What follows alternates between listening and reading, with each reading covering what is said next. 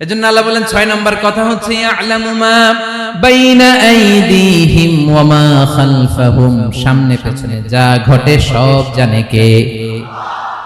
কথা ক্লিয়ার? 7 নম্বরে আল্লাহ বললেন ওয়ালা ইউহিতুনা বিশাইইন মিন ইলমিহি ইল্লা বিমা শা, কেউ তার জ্ঞানকে পরিব্যাপ্ত করতে পারে না, পরিবেষ্টন করতে পারে না। তার জ্ঞানে কি আছে কেউ জানতে পারে না, ততটুকু ছাড়া যতটুকু তিনি জানেন। সুবহানাল্লাহ। নবীরা কি সব জানেন? বিষ্ণু ঈসা ইসলাম সব জানতেন? আল্লাহ তাআলা নবীদেরকে যতটুকু জানান ততটুকুই নবীরা বলে, ঠিক কি না? ওমা ইয়ানতিকু আনিল হাওয়া ইন হুয়া ইল্লা ওয়াহয়ুন ইউহা। আল্লাহ যতটুকু জানায় নবীরা ততটুকু বলতে পারে, এর বাইরে বলতে পারে না। আল্লাহ যতটুকু জানায় ততটুকু। আমাদের জ্ঞান যা আছে দিছে কে? সবাই বলুন কে দিছে? এজন্য আল্লাহ বলে আমি যদি জ্ঞান দেই তাইলে তোমরা জ্ঞান পাও, এছাড়া জ্ঞানের কোন মাধ্যম দুনিয়াতে। আর আমাদের জ্ঞান একেবারে কম, এই জ্ঞান নিয়ে আমরা বড়াই, কত বড়াই করি, জ্ঞানের কত বড়াই, গর্ব অহংকার, কত গরম আছে না নাই? কি জ্ঞান আছে আপনার? কি জানেন বলেন? ভবিষ্যৎ জানেন? কালকে কি হবে জানেন? তো কি জানেন আপনি? কালকে কি হবে এটাই তো জানেন। এখন কি হবে তাই জানেন। পিছনে কি করছিলাম এটা মনে রাখতে পারেন। আজ থেকে 1 মাস আগে এই বিকেলে আপনি কি করতেছিলেন মনে আছে? এত দূরে যাওয়া লাগবে না। আজ থেকে 1 সপ্তাহ আগে রাত্রে বেলায় কি খাইছিলেন মনে আছে? আজ থেকে 5 দিন আগে কোন জামাটা পরছিলাম মনে আছে? তো কি জানেন আপনি? কিছুই না। আমাদের জ্ঞানকে আল্লাহ বলেছেন কলিল। কি বলেছেন? এজন্য রব্বুল আলামিন বলেন তোমাদের জ্ঞান হলো কলিল। ওমা উতিতুম মিনাল ইলমি ইল্লা কলিলা, একেবারে যত সামান্য জ্ঞান আমি আল্লাহ তোমাদেরকে দিয়েছি, আসল জ্ঞান ভান্ডার একমাত্র আমি আল্লাহর কাছে। তাহলে আমাদের জ্ঞানকে আল্লাহ কি বলেছেন? কলিল। একটু বলুন কি বলেছেন? কলিল মানে কি? একটা মহাসাগরের মধ্যে, খেয়াল করে শুনেন বুঝবেন, একটা মহাসাগরের মধ্যে একটা চড়ুই পাখি যে যদি একটু পানি খায়, পানি খাওয়ার পরে ওই চড়ুই পাখির ঠোঁটে যে একটু পানি লেগে থাকে ওইটারে বলে কলিল। আল্লাহ বলে মহাসাগর থেকে পানি খাওয়ার কারণে চড়ুই পাখির ঠোঁটে যে একটু পানি লেগে আছে, এই পানিটা হচ্ছে তোমরা পৃথিবীতে যারা আছো সবার জ্ঞান, সবাই মিলে এতটুকু জ্ঞান, আর পুরো মহাসাগরের পানি হচ্ছে আমি আল্লাহর জ্ঞান। তাহলে আপনার জ্ঞান তো অনেক বেশি। এজন্য জ্ঞানের বড়াই করা যাবে না। আল্লাহ বলেন ওয়ালা ইউহিতুনা বিশাইইন মিন ইলমিহি ইল্লা বিমা শা, আল্লাহ যতটুকু জানান ততটুকুই আমরা জানি, তিনি যে কত জানেন আমাদের কোনো ধারণা নাই, ঠিক কিনা বলেন? কয়টা গেল? 7টা। আর রইল কয়টা? 8 নম্বরে আল্লাহ বলেন ওয়াসিআ কুরসিয়ুহুস সামাওয়াতি ওয়াল আরদা, তার কুরসি আকাশ জমিন বিস্তৃত, আকাশ এবং জমিনকে পরিব্যাপ্ত করে রেখেছে তার কুরসি, তার ক্ষমতা, তার কর্তৃত্ব। কুরসির 2টা তাফসীর। এক তাফসীর হলো কুরসি মানে ক্ষমতা, তার ক্ষমতা, কর্তৃত্ব, আকাশ জমিন বিস্তৃত। কুরসির আরেকটা ব্যাখ্যা হচ্ছে সরাসরি কুরসি, যেখানে আল্লাহ পা রাখে। কি রাখে? তার মানে হুজুর আল্লাহর পা আছে? আছে। কেমন আমরা জানি, আমাদের পায়ের মতো না। সুবহানাল্লাহ পড়েন। তো তাইলে আল্লাহ কার মতো? আল্লাহ আল্লাহর মতো। সুবহানাল্লাহ পড়েন। লাইসা কামিসলিহি শাই, কোনো কিছু তার মতো নয়। তো তিনি কার মতো? তিনি তার মতো। ওয়ালাম ইয়াকুল্লাহু কুফুয়ান আহাদ। ওয়াসিআ কুরসিয়ুহুস সামাওয়াতি ওয়াল আরদ, তার কুরসিটা আকাশ জমিন বিস্তৃত। এটা ঊর্ধ্ব জগতের কথা বাতু পাহাতের ভাইরা। কোন জগৎ? ঊর্ধ্ব জগৎ শুরু হয় এই যে এখান থেকে, মাথার উপর থেকে ঊর্ধ্ব জগতের শুরু, ঠিক কি না? এই যে শূন্যে যা দেখেন এটা প্রথম আকাশের মহাশূন্য। আল্লাহ বলেন ওয়ালাকাদ যায়্যানাস সামাআদ দুনিয়া বিজিনাতিল কাওয়াকিব, প্রথম আকাশের মহাশূন্যকে আমি তারা গ্রহ দিয়ে সুশোভিত করেছি। আমাদের পৃথিবীর চাইতে অনেক বড় গ্রহ আছে, যেমন সূর্য পৃথিবীর চেয়ে 13 লক্ষ গুণ বড়। কয় গুণ? 13 গুণ, 1300 গুণ, 13,000 গুণ। কত গুণ? আরো জোরে কত গুণ? চিন্তা করছেন পৃথিবীটা কত বড়, আর সূর্য নাকি পৃথিবীর চেয়ে? তার মানে সূর্যই কি সবচেয়ে বড়? না, সূর্যের চেয়ে কোটি কোটি গুণ বড় তারা আছে। এরকম কোটি কোটি তারা নিয়ে আমাদের গ্যালাক্সি মিল্কি ওয়ে, এরকম কোটি কোটি গ্যালাক্সি আছে প্রথম আকাশের মহাশূন্যের মধ্যে। এরপরে দ্বিতীয় আকাশ, এই দ্বিতীয় আকাশটা প্রথম আকাশের তুলনায় কত বড়? বিশ্বনবী বলেন তোমার হাতের আংটি যদি মরুভূমির মাঝখানে ফেলে দাও, পুরো মরুভূমির তুলনায় তোমার হাতের আংটি যত ছোট, দ্বিতীয় আসমানের তুলনায় প্রথম আসমানটা ঠিক তত ছোট। তৃতীয় আসমান আবার এরকম, ওইটার তুলনায় দ্বিতীয় আসমানটা একটা আংটির সমান। চতুর্থ আসমানের তুলনায় মরুভূমির মাঝখানে তৃতীয় আসমানটা আংটির সমান। একটার চেয়ে আরেকটা বড়। কত বড় আমি বলতে পারবো, আপনারা শুনতে পারবেন, কিন্তু আমরা কল্পনা এটা ধারণ করতে পারবো? পঞ্চম, ষষ্ঠ, সপ্তম, সাত আকাশ শেষ। কি শেষ? এর উপরে আছে বাইতুল মামুর। কি নাম? এটা ফেরেশতাদের মসজিদ, ফেরেশতাদের কিবলা, ফেরেশতাদের কাবা। আমরা যেমন মক্কায় কাবা, ফেরেশতাদের কাবা কিবলার নাম হচ্ছে আল বাইতুল মামুর। সাত আসমানের উপরে। এটা কত বড় শুনেন। প্রতিদিন বিশ্বনবী বলেন প্রতিদিন এই আল বাইতুল মামুর ফেরেশতাদের মসজিদে 70,000 ফেরেশতা ইবাদতের জন্য চান্স পায়। প্রতিদিন কয় হাজার? একবার ঢুকে যে বের হয়ে যায় কিয়ামতের আগে দ্বিতীয়বার আর তারা চান্স পাবেন না। আল বাইতুল মামুর ওইটা শেষ। এরপরে সিদরাতুল মুনতাহা। কি নাম? সীমান্ত বৃক্ষ। এটা আরো বড়, একটা বিশাল বড় বড়ই গাছ আল্লাহ বানাইছে। ওয়া ইলাইহি ইয়ানতাহি ইলমুল মালাইকা, ফেরেশতাদের জ্ঞান সীমানা ওইখানেই শেষ। এর উপরে কি হয় ফেরেশতারা আর জানে না। ফেরেশতাদের ক্ষমতা এখানে শেষ। সিদরাতুল মুনতাহা, সিদরাতুল মুনতাহার এরিয়া শেষ। এরপরে শুরু হয় আল্লাহুল মাহফুজ, কোরআনের বাড়ি। কোরআনের বাড়ি কই?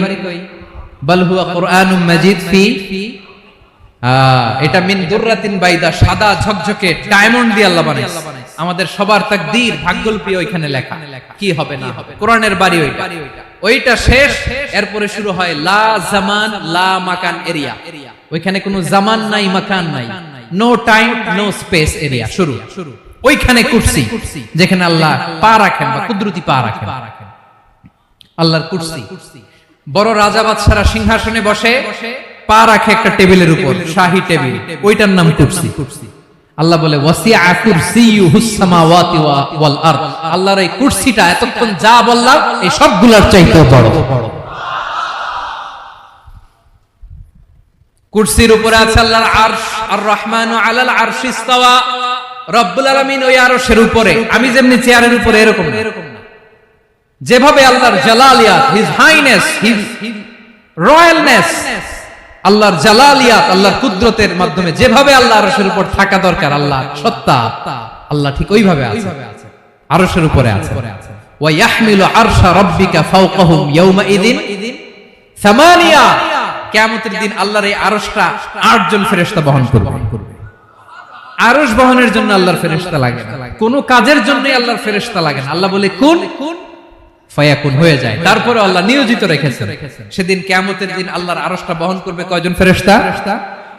এদের সাইজ কত বড়? হ্যাঁ, শুনতে মনে চায়? বিশ্বনবী বলেন ইন্না মা বাইনা শাহমাতি উযুনিহি ইলা আতিকিহি মাসিরাতু 700 সানা। বিশ্বনবী বলেন ওই ফেরেশতার সাইজ আমি দেখে এসেছি। কত বড় শোনো, যারা আল্লাহর আরশ বহন করবে পুরো সাইজ বলা যাবে না। বিশ্বনবী বলেন ওই ফেরেশতার কানের লতি থেকে কাঁধ বরাবর। আপনার কানের লতি থেকে কাঁধ কতটুকু হবে? 4 আঙ্গুল 5 আঙ্গুল। বিশ্বনবী বলেন যে 8 জন ফেরেশতা কিয়ামতের দিন আল্লাহর আরশের পায়া ধরে থাকবে, ওই ফেরেশতাগুলোর কানের লতি থেকে কাঁধ বরাবর আসতে সবচেয়ে দ্রুতগামী যানবাহন, পৃথিবীতে সবচেয়ে দ্রুত চলে আলোর ফোটন। আলোর ফোটন 1 সেকেন্ডে চলে 3 লক্ষ কিলোমিটার। কয় লক্ষ কিলোমিটার? 1 ঘন্টায়? 1 মিনিটে? কয় সেকেন্ডে? 1 সেকেন্ড কইতে তো 2 সেকেন্ড লাগে। 1 সেকেন্ডে আলোর ফোটন, আলোর কণা ছুটে 3 লক্ষ কিলোমিটার বেগে। বিষ্ণুই বলেন এরকম যানবাহন দিয়ে যেটা সেকেন্ডে 3 লক্ষ কিলোমিটার বেগে ছুটে, এরকম দ্রুত যদি কেউ ছুটে তাহলে ওই ফেরেশতার কানের লতি থেকে কাঁধ বরাবর আসতে 700 বছর সময় লাগে। এজন্য রব্বুল আলামিন বলেন ওয়াসিআ কুরসিয়ুহুস সামাওয়াতি ওয়াল আরদা। আল্লাহর কুরসিটা আকাশ জমিন সব চাপিয়ে যাবে। তাহলে আল্লাহ কত বড়! সুবহানাল্লাহ। সেজদায় যখন লুটিয়ে পড়েন এটা ভাববেন, আয় রে কারে সেজদা দেই আমি, তিনি কি সুমহান, কি সুবিশাল। ওই রবের গোলাম। আলহামদুলিল্লাহ পড়েন। 9 নম্বর আল্লাহ বলেন ওয়ালা ইয়াউদুহু হিফযুহুমা, এই বিশাল আকাশ জমিনকে রক্ষণাবেক্ষণ করতে যে আল্লাহ কঠিন কালেও ক্লান্ত হয় না। নাকি আমার আপনার মতো ক্লান্ত হয়? আল্লাহর ক্লান্তি আছে, শ্রান্তি আছে, বিশ্রাম আছে, বিরাম আছে, ঘুম, জিমানি। সুবহানাল্লাহ পড়েন। আল্লাহ বলে ওয়ালা ইয়াউদুহু হিফযুহুমা, এগুলোকে রক্ষণাবেক্ষণ করতে আল্লাহ ক্লান্ত হয়ে পড়েন না। 9 নম্বরে বললেন আল্লাহর কোনো ক্লান্তি নাই, সব কিন্তু দেখভাল করেন, প্রতি মুহূর্তে প্রতি সেকেন্ডে যার যেটা লাগে করেন। এই পুরো বসুন্ধরা পৃথিবী মহাবিশ্ব যেভাবে চলা দরকার সৃষ্টির পর থেকে আজও চলছে। চালায় কে? ইঞ্জিনিয়ারটা কে? আসল কারিগরটা কে? 9 নাম্বার চলে গেল, আল্লাহ ক্লান্ত হন না। আর বাকি রইল কয়টা? সব শেষে আল্লাহ তাআলা বললেন ওয়া হুয়াল আলিয়ুল আযীম, ওয়া হুয়াল আলিয়ুল আযীম, তিনি হচ্ছেন আল আলিয়ুল আযীম। সব শেষ কথা। প্রিয় ভাইয়ের, আমি বলেছিলাম আয়াতুল কুরসিতে আল্লাহর মোট কয়টা সুন্দর সুন্দর নাম আছে? 2টা তো বলে ফেলছি। এগুলো কি ছিল?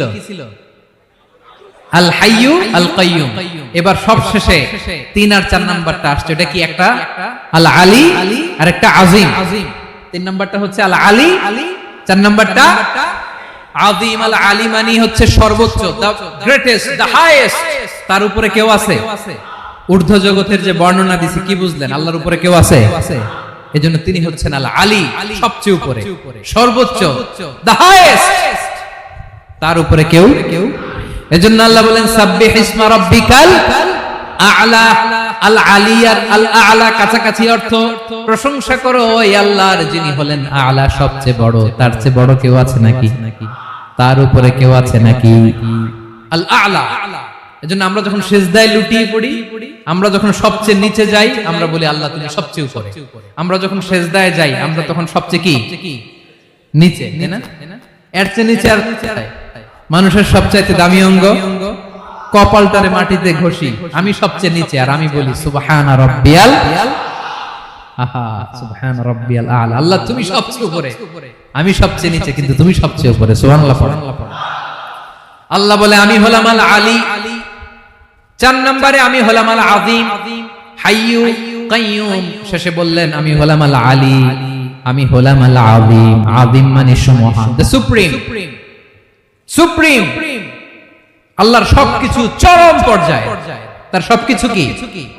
আল্লাহর শাস্তি চরম পর্যায়ে, আল্লাহর দয়া পরম পর্যায়ে, তার সৃষ্টি প্রকাণ্ড, তার ক্ষমতা প্রচন্ড। তিনি আল আলী, আল আযীম। আওয়াজ করে পড়ুন আল্লাহু আকবার। আল্লাহ বলে আমি হলাম আল আলী, আমি হলাম আল আযীম, আমি হলাম সুমহান। আমার সবকিছু বড়, আমার শাস্তি বড়, আমার দয়াও বড়, মায়াও বড়। আমি যখন শাস্তি দেই, আমার শাস্তির মতো কেউ শাস্তি দিতে পারে না। আমি আল্লাহ সব সময় ধরি না, ধরলে ছাড়ি না। ঠিক কি না? ধরে ধরে ধরে না, ধরলে আল্লাহ সাবধান। যখন আযাব আসবে, গজব আসবে,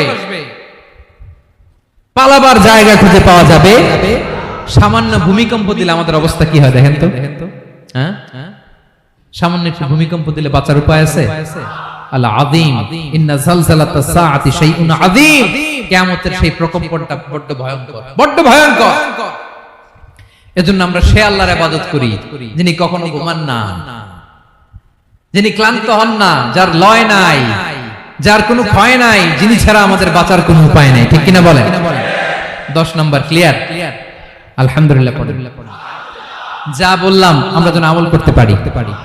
তাহলে একটি আয়াতের তাফসীর শুনলাম। আয়াতটার নাম প্রত্যেক ফরজ নামাজের পরে পড়বেন, সকাল সন্ধ্যা পড়বেন, ওয়াজিফা হিসেবে মানবেন তো? কোন সূরায়? আয়াত নাম্বার। মোট কয়টা কথা? 1 নাম্বার, আল্লাহ ছাড়া কোনো ইলাহ নাই, তাকে ছাড়া কাউকে সেজদা দেব। 2 নাম্বার, তিনি আল হাইয়ুল কাইয়ুম, সব মরবে, তিনি মরবে।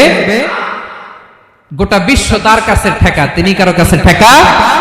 3 নাম্বার, তার ঘুমও নাই, ঘুমের আগে যে ঝিমুনি আছে সেটাও। 4 নাম্বার, আকাশ জমিন এর মাঝে যা আছে সবকিছুর আসল মালিকানা কার?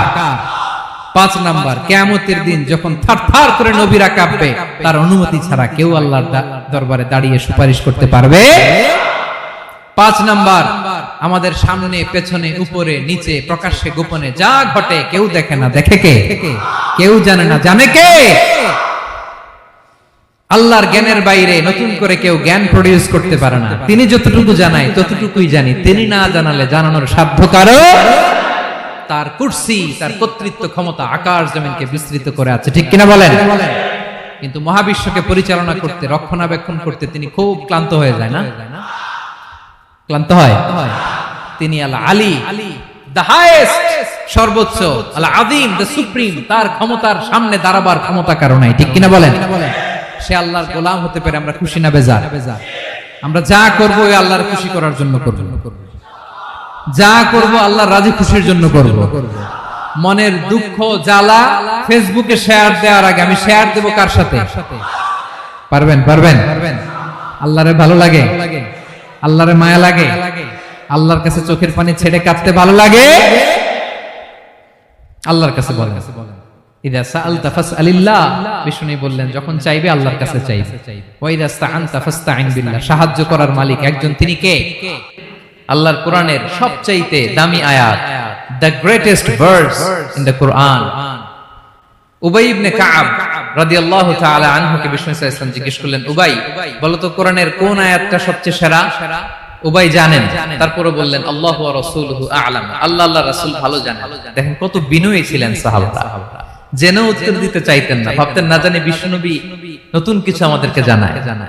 বিষ্ণুনবী আবার বললেন, তুমি কি জানো কোরআনের সবচেয়ে শ্রেষ্ঠ আয়াত কোনটা?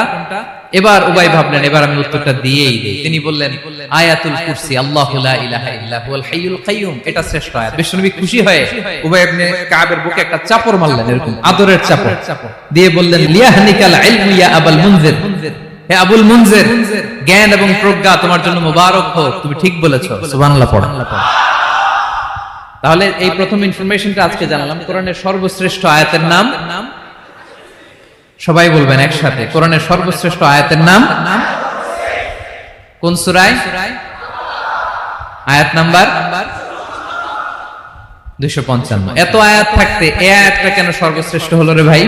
এর কারণ এই আয়াতের ভিতরে আল্লাহ তাআলা তার নিজের পরিচয় তুলে ধরেছেন। এই আয়াতের ভিতরে আল্লাহ তাআলা তাওহীদের পরিচয় দিয়েছেন, একত্ববাদ, তিনি যে এক, একক। আমাদের রব কয়জন?